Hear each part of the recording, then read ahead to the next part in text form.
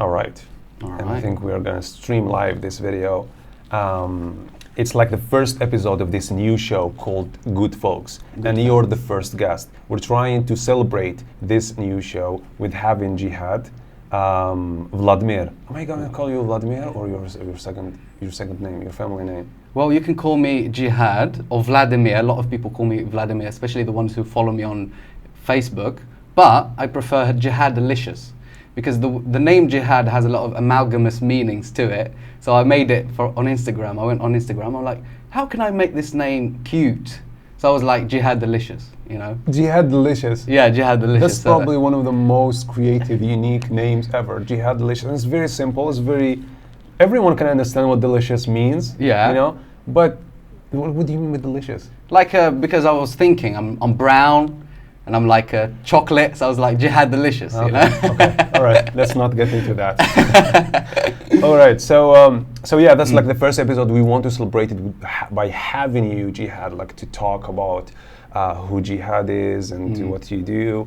And you're also one of the, you're a very special person. What you do is very special in Algeria. Like, because I think people who know you enough, they know that you're very into spirituality and trying to understand the concept of human energy, right? Yeah. And I have this question I want to ask you, because I know that you've read and done some research about all of this. Do you believe that we are able to feel the energy of other people, like positive energy or negative energy, like when you're around a person and they're complaining all the time, or someone who's like very cheerful, and we tend to feel that, right? Yeah, we tend to feel that, and it's got a biological explanation to it from the polyvagal theory by Stephen Porges. Okay. Well, the explanation would be, well, I made a YouTube series about it. I don't know if you're aware of that. I made a YouTube series about it called the Emotional Renaissance. So my idea was like, oh, so what happened in the Renaissance? So those Italians, and you know, they brought up the ancient Greek and Roman, you know, architecture and all of these figures, and then they renewed them, and it's like a Renaissance from the French. Yeah. So I was like, let's do this about emotions, because when you study the works of Robert Moore and Carl Jung and Joseph Campbell, also, and even Gillette, who is a very close friend of Robert Moore, they studied biology and how humans' basic psychological, which are broken down into biological, because the biology induces the psychology, you know, induces information to the psychology. For example, all right, hunger is very psychological. You know, when you think about that, you're like, let's say you have your personality like this. You're like, oh, I'm Djihad Mahamdi, I'm 25 years old, I'm an English teacher, I talk about these things, and I'm a very calm person, I like to make jokes, but once I'm angry or hungry, or both, hangry, you know, once I'm hungry, my personality breaks down into one thing, which is me being hungry. Everything I want to get is about my stomach. You know? Yeah, you get very distracted, and it's very hard for you to do any other thing, to think about any other thing besides being hungry and how you're going to get food. Exactly, and that becomes a psychological scheme. Like you've got a map. You've got that map to, you know, you arrive to your goal. So everything, all of your interactions, everything becomes revolved around that. So what do I mean by, coming back to your question, like energy? When a baby is born, okay, so when a baby is born, it's born, and whether it's a male or a female, it does not differentiate between it and its mother. Like even a male baby would be like, oh, this is me. When it sees its mother, it'll be like, oh, that's me. That's me. That's literally me. It doesn't have an ego thing. At what age? It's like from age 0 to like 2 years old. All right. Yeah, and this is from the polyvagal theory. If you study the works of Stephen Porges, polyvagal, because they study the vagus nerve, and the vagus nerve is this nerve that deals with emotions and emotional regulation. Okay. Okay. So, for example, let's say a baby is crying. A baby cannot say I'm hungry, cannot say I'm in pain. It just cries. Cries, yeah. And then it's up to the mother. This is why the females are very attuned to their babies. It's up to the mother to translate, to interpret the emotion of the baby. Exactly. This is what happens is that we've got what we call neuroception. Okay? When the baby is crying, the neuroception, we've got perception and neuroception. Neuroception is more related to the nervous system, the unseen things. Like, for example, if it's crying and then its mother is like, stop crying, you're annoying me, blah, blah, blah. The baby will be like, oh, I should not cry. And then it goes into trauma shutdown.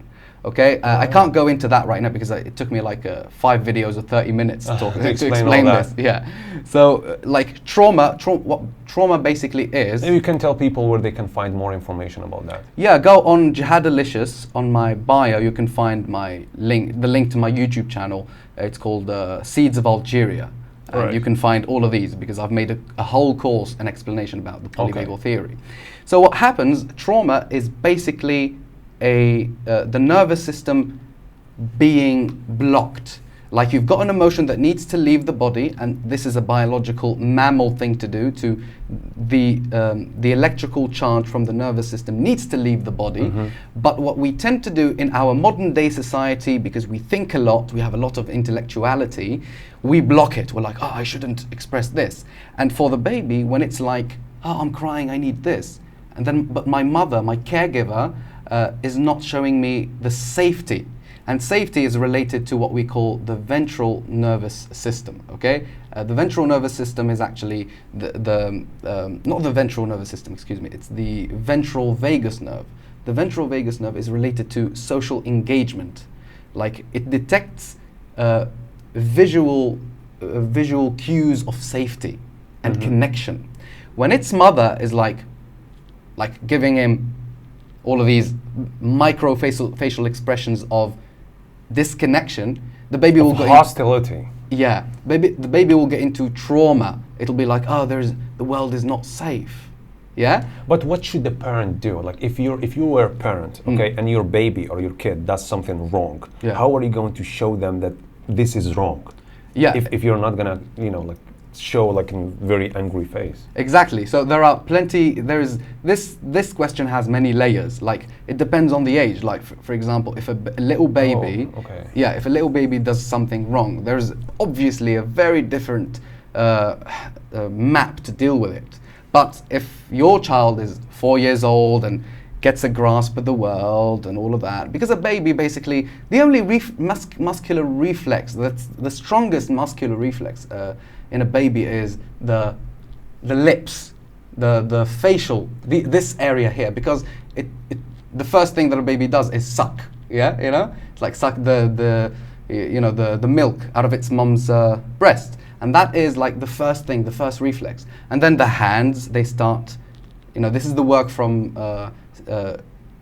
Jean Piaget. Jean Piaget talked about the developmental process of a baby, like which muscle starts developing and etc. Right. You see? Yeah. So with a baby, you can't really show it that it's wrong, because you can only show it that it's safe, whatever it's feeling.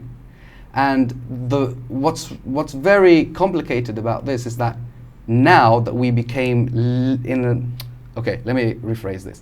Now that we live in a society that focuses on intellectuality, the mother is not in her body.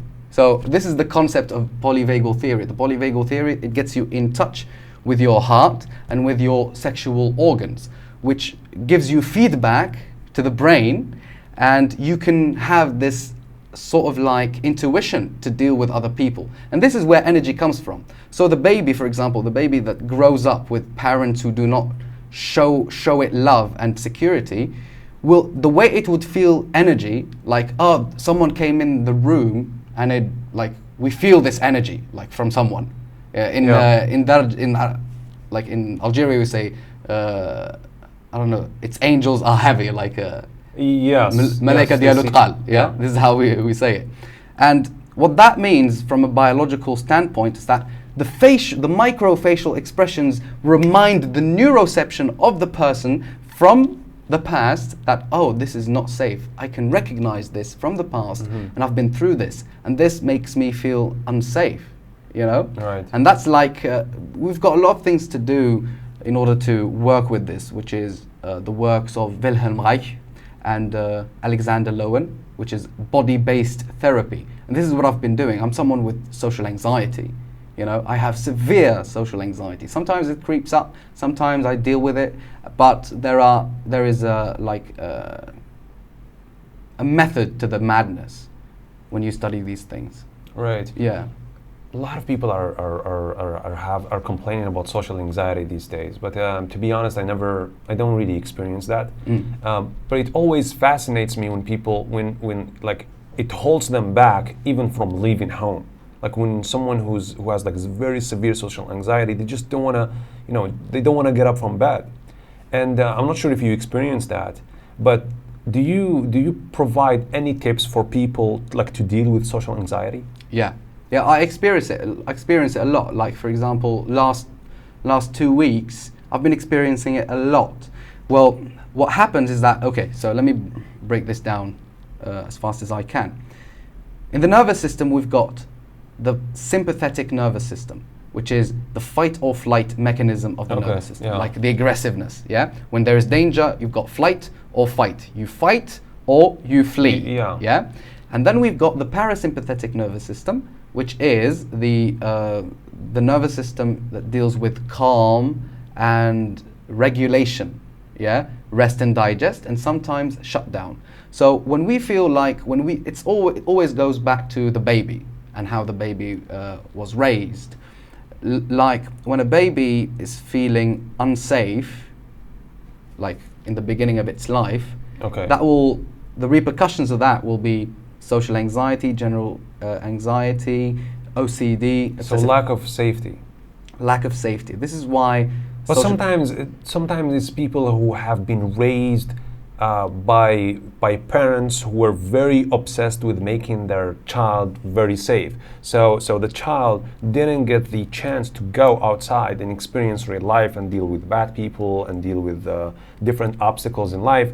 And so when they grow up, they're kind of like still dependent on their parents. So they get social anxiety. That's how I think about it. Yeah, it's the right way to think about it. So this is why I told you earlier that there are different. Like when it's an infant, you deal with it, you only show it safety. But then there is the concept of initiation. Okay. This is Carl Jung talks about this a lot. Even Jordan Peterson talks about this a lot. Mm-hmm. Like the archetypes. Okay, let's go. Yeah, the idea of the archetype. Jordan Peterson talks about this a lot. About symbolism. And these days I've been like diving deeper into this. I've been studying, like yesterday I've been studying, 2 days ago, I've been studying the symbol of the dragon. Like the dragon, why does the dragon exist in almost every culture? Because the dragon is like a snake on steroids. The word dragon comes from the ancient Greek word drakon, which means snake. But the dragons, did they really exist? No, they didn't exist. The dragon is a symbol of grandiosity. Even in the time of dinosaurs, they never existed before? Maybe they did, maybe. But I highly doubt that. I'm not sure if there's like a flying animal who like spits fire and yeah, like everyone would be dead by now. You know, you can't survive that. You know, unless the druids really existed. Do you know the druids? No. You've heard about this, druids. Druids are like magicians, Gaelic magicians, who came from a far land to Ireland and Scotland, and there are some traces of them these days. In Ireland, there are sects and cults called the Old Gaelic Order, where they like tell you about the history of druids who lived for like 3,000 years ago in Ireland and who used to have telepathy and magical powers. And in the scriptures, they explain how the Stonehenge, you know Stonehenge? Like those big stones on top of one another in England and in the Gaelic lands. They say that they were built to protect the druids from a rain of meteorites. Like they were fighting fairies, and fairies in those scriptures are actually demons. You know, wow, man. Crazy. You know, fairies are depicted these days are like, oh, very cute, but they're actually demons. They'll kill you, man. What do they say? What do they say about this? Like, well, when was this like happening? Like this thousands happened and thousands right before the destruction of the Tower of Babylon.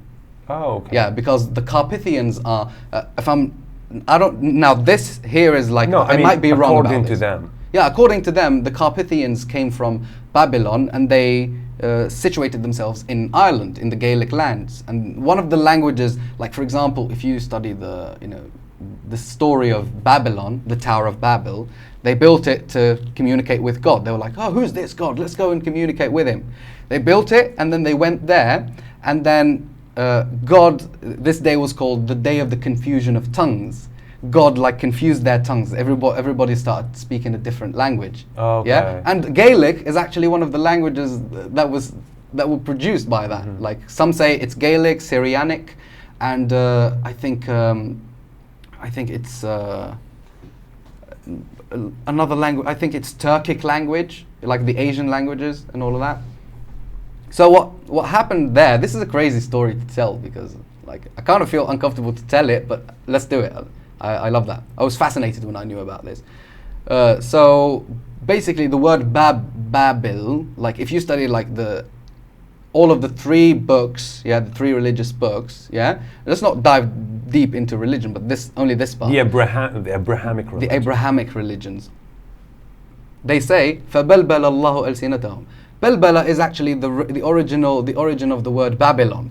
Babil, Yeah. Balbala. So they started speaking different languages and they couldn't communicate with one another. Okay. And some say, I don't know about this, some say that it was telepathy before they started speaking languages. So language is actually a degeneration of the human capabilities. I think crazy. People can lie, they can embellish their words and all of that. You're going to destroy. I mean, with this theory, is going to destroy a lot of like different theories of Terence McKenna when he was talking about how language is actually the second force of evolution. At first, evolution was biological, and then the second form of evolution, it became expressive. People started speaking, and then language started expanding, coming up with different words. And then we started making friends and having enemies because of those expressions. It's some sort of evolution. So if there was some kind of telepathy before, where people like didn't need the verbal expression, they would just like we're having this podcast and we're just silent, and they would hear us through. And like what's going on in my mind, and you're going and like. No one can lie and crazy. Well, Terence McKenna, he truly did say that the world is made of syntax. I don't know if you've read the book called Food of the Gods by Terence McKenna. He actually talks about Algeria being the first shamans. The first shamans who used mushrooms were Algerian. Did he say Algeria? He said North Africa, I guess. North Africa and Algeria. If you study the book, there is a whole chapter where he talks about Tasil-i-Najar, and where those scriptures in Tasil-i-Najar were from mushrooms.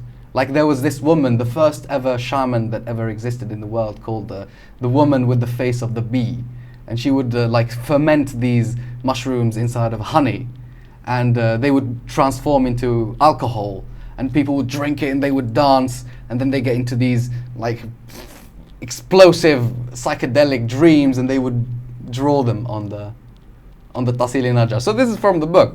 But also, he contradicted himself. Like 3 years ago, I was like, he contradicted himself a little bit. Because he was talking about ayahuasca. Ayahuasca, actually, when man, I love the ayahuasca. I mean, I never tried it. But I heard a lot of good stories about it. Like, it's for people who don't know what the ayahuasca is, it's actually a plant used for LSD. And it grows only in Latin America. I think in places like the Amazon, in Brazil, Argentina, the Peru. There are actually I'm not sure if it's in Argentina or Peru. Like a lot of visitors go there only to experience the ayahuasca. And there are many different stories about it, different rumors. When research about the ayahuasca. They say that when people take the plant, they start seeing their like dead people they knew. Like if, for example, you have one member of your family who died before, and you're still traumatized or something, you take the ayahuasca, and then you start seeing them in your dreams and in the daylight. It's crazy. They feel like they're talking to them, and this. I'm not sure if it's legal there. I don't have much information, but it's this drug. There are certain drugs who do very fascinating and weird impact. It put really weird impact on people. Exactly, yeah. Well, ayahuasca, well, yeah, what you said. Well, let me give you my opinion, and then my personal subjective opinion about ayahuasca. It's something that I realized 8 months ago. Mm-hmm. Ayahuasca is actually demonic. That's what I believe. Demonic? Deeply. Yeah. How? So, and why? Ayahuasca, in the language, it means the spirit of the mother. Not the spirit of the woman. It's in their language. It's the Aztec language. Okay. The ancient Aztec. Okay. Because you can't take ayahuasca just like that. You need a shaman, those type of women that have tattoos, and they would sing a song called Icaro. Shaman, you mean like the women who are like members of the tribes? Yeah, the sages of the tribe, Okay. the shaman, the magician. They would light up. How are you gonna find someone like that? You can Do find they them still there. exist? Yeah, they still exist. People take it like that. They go and take ayahuasca through ceremony. So they light up like 40 candles, I guess. They exist inside tribes that are just like live in like the ancient people, or Yeah. they're just bunch of like a teacher or a doctor who's at night they just like paint themselves and they go. No, they are acting like- they are really they are- rural, and if you type on YouTube like ayahuasca ceremony, you'd see like a shaman with tattoos and blowing. You've got it. Okay, we're gonna try Yeah. it. Try it out. So ayahuasca Shaman ceremony. ceremony and shamans. Yeah, it says like the ayahuasca ceremony involves drinking the hallucinatory plant vine tea blend under the guidance of a respected shaman. That's shaman. That's how it's called. Shaman. Shaman, it's British, like the shaman. For but shaman, you long can say. nights spent in deep connection to a higher intelligence and an understanding at one's true self. A typical ayahuasca ceremony is a full night. The trip can last up to 5 hours. So they could just spend 5 hours, 5 man. hours, yeah, celebrating. Mm. Yeah. Okay, so what do you think about these drugs and what they do to people? Do Yeah. you think that like people should have the right like to experience them? Yeah, so let me finish my point because I'm Yeah, going sure, there. okay. Like I said, it was demonic, so this is for me. I would never take it. Okay, good. So, what the name is ayahuasca. Ayahuasca means the spirit of the woman. Why? The spirit of the woman. Why do they call it like that? Because once you take ayahuasca, they light up candles. Okay, like 40 candles. You sit, and then the shaman starts like playing with these plants. Like you drink the black brew, and then you wait. And then what happens? You throw up and you defecate at the same time. When you defecate, you start having these hallucinations. Yeah. And then at the end of the journey, of this psychedelic journey, well, mind you, the word psychedelic comes from Greek. Psyche, the psyche, delia, which means out. It's the getting out of the psyche. You get it out and you see.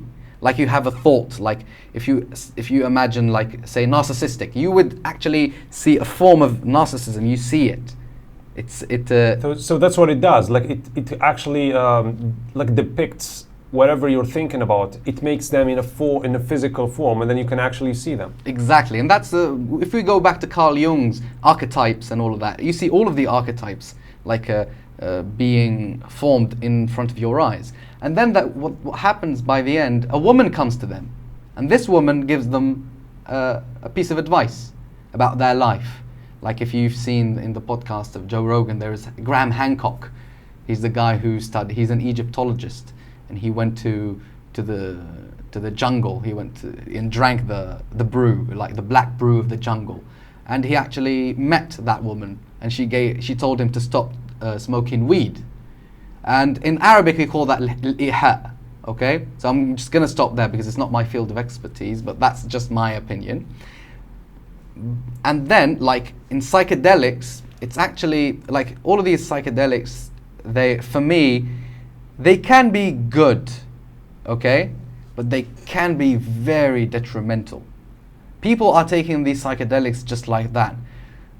Psychedelics, okay, so if you study the chakra system, which I believe in from a biological level, okay, like we've got 7 chakras in the body, and except for the 7th, it's the spiritual chakra, okay? Yeah. So we've got Muladhara, which is the first chakra, Swadhisthana, Manipura, Anahata, Vishuddhi, Ajna, and Sahasrara. Okay, so these are 7 chakras. They start from below to the top of the head. So, if you study the works of Wilhelm Reich and Alexander Lowen, you would understand that we have 4 main energies, which are sex energy, heart energy, mind energy, and spirit energy. Okay? So, as I said in the beginning, I said that we live in a society that is highly intellectual. We needed that, yeah? We needed that. But now I think that we should go back a little bit to the tribal ways of living. With moderation, of course. We can't just be doing like dancing all night and doing all of that. Yeah, go hunting. So like what parts of the tribal livings that you miss and you think that people should like go back to? Exactly. So this is where Robert Moore comes into play, because he's got this very, very elaborate way of explaining this. He says there are these archetypes that I think I'm actually drifting off right now, but let's carry on, yeah. Okay. So he's got these archetypes. You still haven't explained how the ayahuasca is actually demonic, but... I don't want to explain it. I don't want to explain it because I feel it, like I feel it now. It's in my heart energy. It's a feeling. But for now, I don't really have the way to articulate it. This is why. You know that the ayahuasca has been used for a long, long time. It's been used like for years. Like before it was used by those tribes. But I'm not sure. And when I think about the word demonic, I think that it has to be bad, right? Demonic. So it has to be bad. It comes like from demons. It's like very evil thing. But I'm not sure what's bad about it. Yeah, I'm gonna explain this, okay? So when I said that we need like initiations and all of that, we need to go back to the way tribes used to live. The tribes used to be very connected to sex energy. They didn't have a lot of traumas around sex. And they had the heart energy into place because they were communities. They were not cut off from one another just like we are right now, emotionally. Like emotionally we are cut off, like it's very detrimental. Yeah. So what happens is that they had a healthy understanding of their sex energy and of their heart energy, okay? Doesn't mean they were weak, very highly emotional, which is a very wrong thing to do. When I talk about emotions, a lot of people think, oh, so you should be weak and follow your emotions. No, don't follow your emotions. Feel them and then discharge the energy of the emotion, and then you can ascend to the mental. Okay? You can have a balanced energy. Since, like psychedelics, they work with the mental and the spirit energy. This is called the transcendental object. Like when you take a psychedelic substance, it doesn't work on your heart. It doesn't work on your sex energy. It works on your mental psyche. It's very abstract. It's not physical. And the spirit. And you start exploring these things. Okay, so Terence McKenna himself calls them machine elves, and which I think they are spirits. You know, this is my personal belief, and from what I've studied, and from what people say about DMT, dimethyltryptamine, and all of that, these are basically spirits communicating with you. Maybe they can, I don't know. Like that's me. So when you keep taking, it have to be spirits. That's the problem. It doesn't have to be spirits. It doesn't have to be spirits, but delusion exists, hallucination exists. You're just seeing things that they are not there. It's just your mind playing with you. So they don't have to be an external being outside, like a spirit. Because when I think about spirit, it's an external being. It's a thing that's alive. It's outside. Exactly. But like maybe just your mind is playing with you. Yeah, that's why you should not take ayahuasca and psychedelics, because you are not grounded in reality.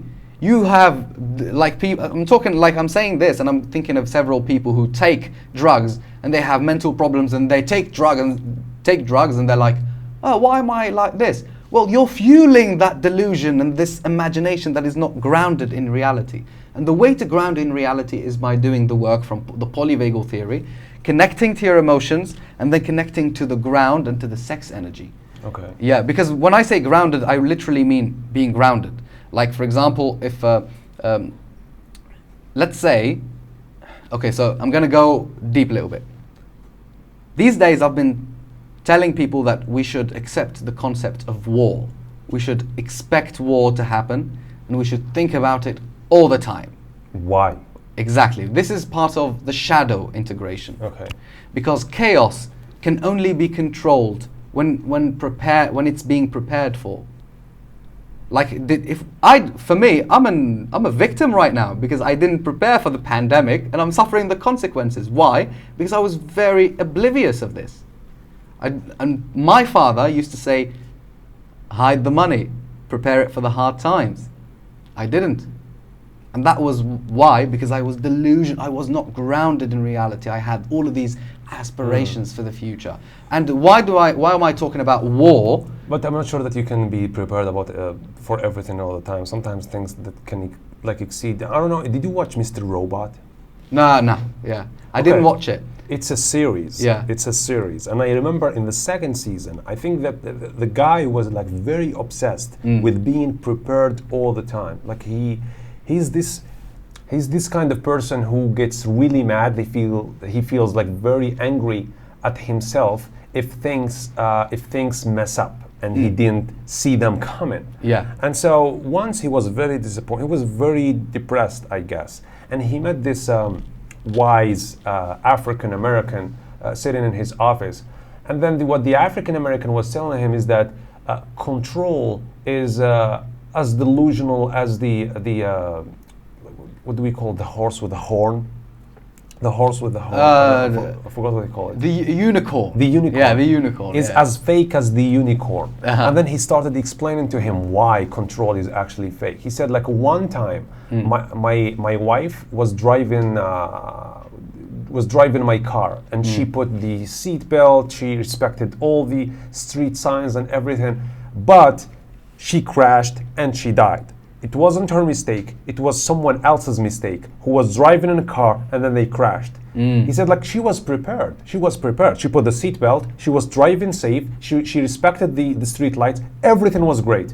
But then, because of the mistake of someone else driving a car, they crashed and she died. So you can't say that you can prepare for everything in your life. Yeah. Sometimes things just get out of your control, and course. they're not on your hands. Yeah, of course. Yeah. Well, it is getting out of your control. Coronavirus, I don't think anyone expected coronavirus. Exactly. No one expected that. But we should expect. So this is okay. So let's go into the Platonic philosophy. Coronavirus is part of the whole. It's a participant in the chaos, because the main thing is chaos here. Yeah. I'm talking about chaos. You should war, pandemics, financial recessions and all of that. Those are part of the chaos, and you should take chaos and bring it into consciousness. Because now, if you go to people and tell them, hey, you should do stuff, prepare for maybe stuff is coming. Prepare for the worst. Yeah, prepare for the worst. Maybe you can die preparing, but at least you've been doing the thing, yeah? The thing, fam, yeah? But that's a bad thing to die preparing. Like you try. Yeah, very bad. But you can't, you have to prepare. You can't just be ungrounded in reality. This is what I learned, personally. And for example, the death of a loved one. I was in a relationship and this girl died, Allah yarhamha. And I was like, whoa. I didn't, it's, people who were condemned by execution. They were about to be executed. Yeah. This is Doshin, it's a Zen master. He was talking about these people. They interviewed them, and he said that those people who were about to get the execution done on them, they were like, yeah, I'm gonna go, they will execute me, and then I'm gonna come back and tell you about it. Why? Because they know they were gonna be executed, but they did not believe it. And people, you tell them, hey, there is the concept of chaos. Something would happen. And they'll be like, yeah, but that was in the past. That was history. Well, man, history repeats itself. Even if you study the sociology, the father of sociology, which is Ibn Khaldun. Yeah, he said, hard times make strong men. Strong men make easy times. Yeah. And then easy times make a strong weak men. Weak men. And then weak men make hard times. Exactly. Yeah. And let's be honest, we are, like, if we compare ourselves to the past men, how they used to live and all of that, they were prepared. Like our fathers, they're like, hey, they're all about being careful. Yeah? They're like, hey, do this, do that. And you're like, come on. And I would be like, going to Tizi Wuzu and spending the money and eating with my friends and all of that. I think it's also rooted in our culture. Like, for example, you hear a lot of those sentences outside when people, like, you're trying to prepare for something, and they look at you and say, "وش بيك هتديها معك?" Like they are so against being prepared for the worst. Exactly. You know, and I think we have a lot of sentences, like a lot of expressions like that. Related to that. Yeah, when we hate people who are serious with their lives. We don't like people who are serious with their lives. We hate that. Yeah. We want like to be around people who are just like very careless. Like just have fun, man. شغل زاير راك تحسب like yeah. And I think it affects our lifestyle. It affects the work. The work ethics in companies. It affects like our mood at schools when we don't go to school and we study seriously. We don't take things seriously. Yeah, I'm not sure where this is going, but it certainly affects the culture, I guess. Yeah, a lot. And that's because we have a lot of shadows. And this is how the concept of the shadow, like, it's very cliche to talk about it, but I've come to an understanding that is not cliche about the shadow. And this was 1 week ago. Okay, and I'm going to tell it right now. Why did I talk about war? And talking about war is something icky to talk about. Like, people are like, what's this bloke on about? What is he on about? What's wrong? Are you mental, fam? Yeah? But if we don't talk about war and the possibility of war, like in particular, it's part of the whole chaos, and the participant of chaos is war. This is a Platonic idea. Plato used to say that we don't look about the concepts, but we look for the whole. Like, he explains this idea by saying, if all the red things in the world are finished, they end, the concept of redness will still exist, and it will manifest itself in reality once again. Yeah? And this is the same thing, like war. If we say, oh, war does not exist, fam, but then explosions, people start having hard time and all of that. It depends on what kind of war. I think that the world is changing, actually, and the war is no longer like physical and militarily. I think that it's slowly shifting to biology, like biological war, like war with disease, war with information. You know, like hacking your whole system and break everything down. Like I think that there will come a time where sending rockets and tanks and they're just outdated. Yeah, maybe.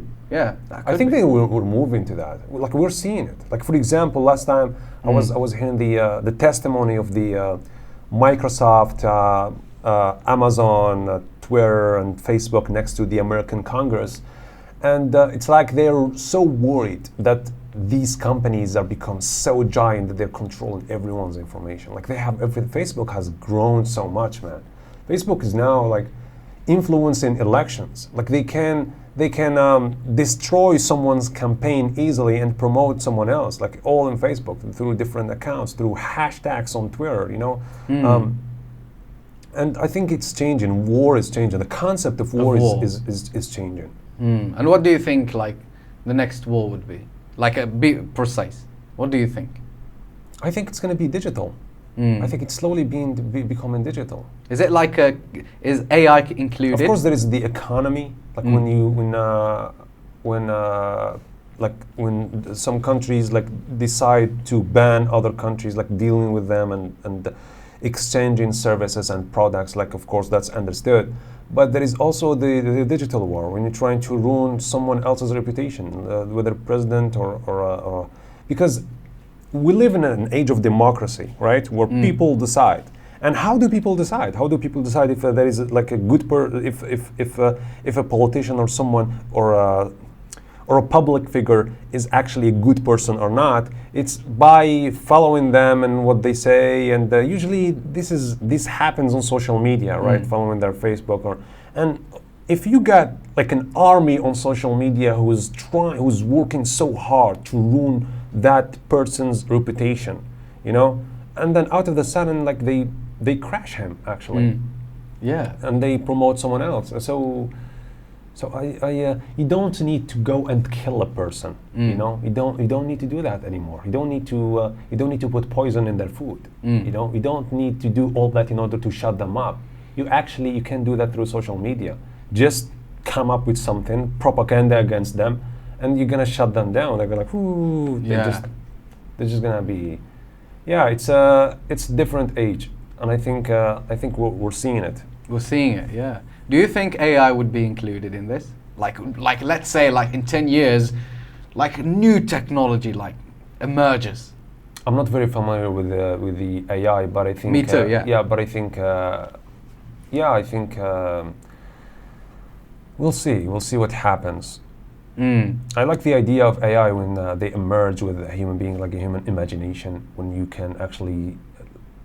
I think it could be. Now that I can associate the two thoughts, maybe it could be a replacement for ayahuasca, the AI, because ayahuasca, what it does is that it translates your thoughts into like a physical matter, so that you see your dead family. And what if AI can do that? What if like you just put your head on sleep in this like machine, and then you can actually you enter some world, you can actually see things and taste things and feel things, and that's crazy, eh? Yeah. Well, I wouldn't like that to happen. Would you like that to happen? Why not? Because it's unnatural. It's unnatural? Yeah, everything that's unnatural will kill us from the inside. Like, we have to be in contact with nature. We have to. If we want to be humans, real humans, we have to be in contact with nature. Meaning, the sexual natural rhythms of procreation, which we are not living. We don't have that. Like, we are 25, we're not married and all of that, yeah? Like, the genes will start, like, the biological needs will bite you, like, eventually. Like, I'm talking generally about us, me included.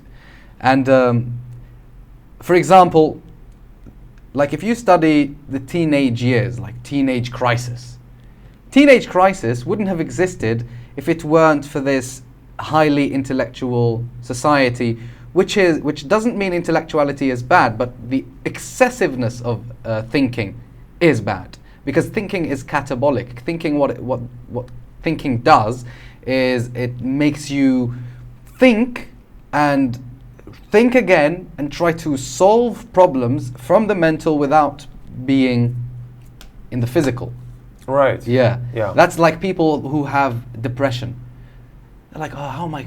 Okay, let's get out of depression. You can't do that. You have to move. The body is meant to move and to break stuff, to find problems and find solutions to them in order to move. Because depression comes from like suppression, repression, and then depression. You know? And if you study the polyvagal theory, it's actually the vagus nerve shuts down your emotions because it feels like it's not safe to release your emotions. Okay. And then you feel dissociation, which the body, as a coping mechanism, sends all of your energy to the mental. Right. Like you don't feel, even if you eat, you don't feel the pleasure. I don't know, a lot of people have been through this. I've been through this. I don't know if you've been through this, like where you had like, if you had dissociation, you couldn't feel anything, like no pleasure. I think only when I was sick. Ah. Yeah. Like I never got depressed to the extent that I don't feel anything. I always enjoy food, man. High fructose corn syrup and all of that. Yeah. Oh man, like especially meat and barbecue and those. Oh, you love meat. You're a meat eater, yeah? I am a meat eater. Yeah, I mean, like regardless of how depressed I am, I always enjoy those things. Like the steaks and everything. Like, my God. Yeah. So maybe if you've been through some level of dissociation, you could express that. Like you could not express, but experience that. Yeah. And for me, I've been through these periods of dissociation where I couldn't even feel anything. Okay. Yeah. Why? Because the mind was fueling my body with all of these unrealistic thoughts. Yeah. Because a thought, what it does, like thoughts are masculine in nature and feelings are feminine. Okay. So a thought enters okay? Or the mind, the brain generates a thought, and then it affects the nervous system, okay? And then it's sort of like an emotion is born out of it. This is like, it's like sexual intercourse. This is why understanding the symbols and the archetypes is very important, because you can know the dance between them. A thought is like a seed, and then it's planted, and then something is born out of it. Yeah, there's the harvest. Yeah, yeah. But like if we keep thinking about our problems and not doing things about them, we'll still be trapped in the shackles of the mind. Yeah. This is my biggest thing. I've been reading about this for years, and then I understood this simply. This is what's important about, this is what's fascinating about understanding something. You keep studying all these complex ideas, but then the thing you like the fruit of it is just like standing up and sitting on a chair. You understand it. You're like, oh, okay. It's very simple now. Yeah. Did that happen to you? It's like, now I understand something. Well, it doesn't happen that like simplicity. Like, it doesn't happen those simple things, but like it does happen when you're so confused and you're so confused about how something works, and then you finally understand it. It happens also with the ideologies. For example, like especially religious texts, and I don't think that someone can understand religion perfectly like the first time they read. Like for example, they read the Quran or something. Sometimes with experiences in life, you understand what that means. And this happened to me many times. Like you understand, for example, how like sometimes you shouldn't be mad and angry and wherever because something bad happens to you, because that bad thing could bring really good effect on your life. And sometimes you're happy and everything is cool, but your life is actually getting worse. You know, so many things do not work based on feelings. Just because you feel good about something doesn't mean it's good for you. Exactly. Yeah, and just because you feel bad about something doesn't mean it's bad for you. Yeah. It could be like really good for you. Yeah. True. That's very true. Like, okay, so I've been. Do we still have time? Yeah, we got a couple of minutes. Yeah, a couple of minutes, and then we're gonna wrap up. Okay, so me as a male, as a 25-year-old male, spent 4 years of my life healing my traumas. Okay, it's like, oh, this is how you understand your emotions and all of that. But I've done something wrong about it. All right. Because I was healing and following my emotions, which is really bad. If you follow your emotions, something bad will happen. Feel your emotions, because when you feel them, you release them. Good. You let go of them. Good. So feeling does not mean doing. Okay, so the sex energy is doing, because doing is physical, it's creation, and the sex energy is all about creation. Yeah, creativity. You create babies. And then the heart energy is about feeling the thing. And then the mind energy is all about thinking. And then the spirit energy is all about revelation. This is what you were talking about. You can't understand things until they are revealed to you. Yeah, exactly. Revealed. And whoever, I don't want to talk, I'm a Muslim, but I don't like to spreading and telling people what they believe in, because I know we live in a different time now. But the revelation is the biggest answer. Like, for example, I think it would be cool to make it easy for them to understand the revelation by talking about your stories. Like, for example, by explaining. Like, instead of saying, do this, you explain why doing this is good and why not doing this is actually bad.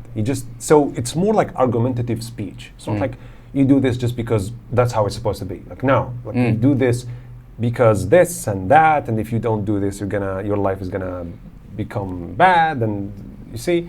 And I really like religious speeches that are based on arguments. Whatever, continue to what you were saying. Sorry for interrupting. No, you actually put, you added to what I'm about to say. And Robert Moore, okay, I'm going to explain this. I had huge problems with anger, and I used to follow my anger, and I used to hit people outside. I've always done martial arts in my life, and I've always been someone who likes to fight, you know? Yeah. I think it's in my genes, maybe. So what used to happen, I started suppressing my emotions, which is really bad. And then after that, I started feeling them and exploring this anger. But I was acting on it. Now what I understood is, after studying Robert Moore has this symbol in the psyche called the well of gold. Yeah. He said that the strongest gold is tested by the hottest of fires. And anger is actually fire, because it's the element of anger is fire. It's explosive. It's very like volatile. Yeah. So a strong person who is not one who suppresses his anger, but it's one who contains his anger. You know. So what it means is that when you are angry, you feel the anger. Maybe you can release it on something. On like a container can be a punching bag. Can be like you squeeze a towel and you scream. Can be running. Can be doing all of these physical things. Yeah. You contain it. You don't follow it, and you can reap the gold. You can reach the well of gold, and there you can get the gold, which is the power and the possibility of you containing the anger. And you're like, you'll be able to say, hey, I'm really angry right now, but I will treat you well. I will do this to you because I know how to react. I know how to act. And my anger will have its own place. I know how to contain my anger. This is like very different than suppressing the anger, than saying, oh, I'm not angry. And then you've got like your muscles clench and you can't really breathe. Yeah, just pressing it, yeah. Yeah. But if you go breathe into it, and yeah, this is like a you good... actually embrace it. Yeah, and this is good with debates too. If you're debating a loved one, like you're in a dispute or something, you can use this. You can, okay? Instead of yelling and shouting, be wise, contain it, not control it. Don't control it, contain it. It's a very energetic thing to understand. Like you can only feel it. I can feel, like right now I can see myself controlling my anger, which is like this, you know, contracting my muscles. Yeah. But containing it is actually softening into the anger and not following it. This is where real power. There is a book. Excuse me, almost spat onto this. There is this book called Power versus Force by Stephen Hawkins. Hawkins.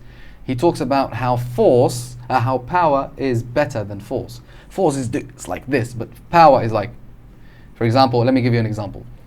Hey, stop doing that. Blah, blah, blah. I don't want you to do that to me.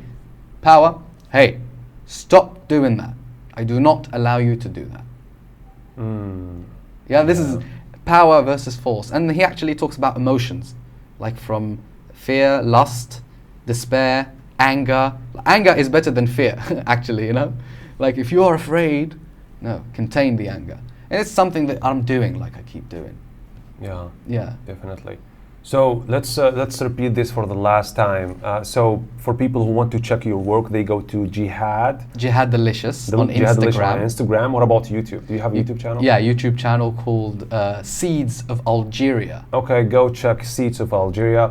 Jihad, thank you so much for coming, and hopefully we're gonna also have you again. Of course, yeah, I'd love that. All right, Thank you. Care. Cheers. Bye.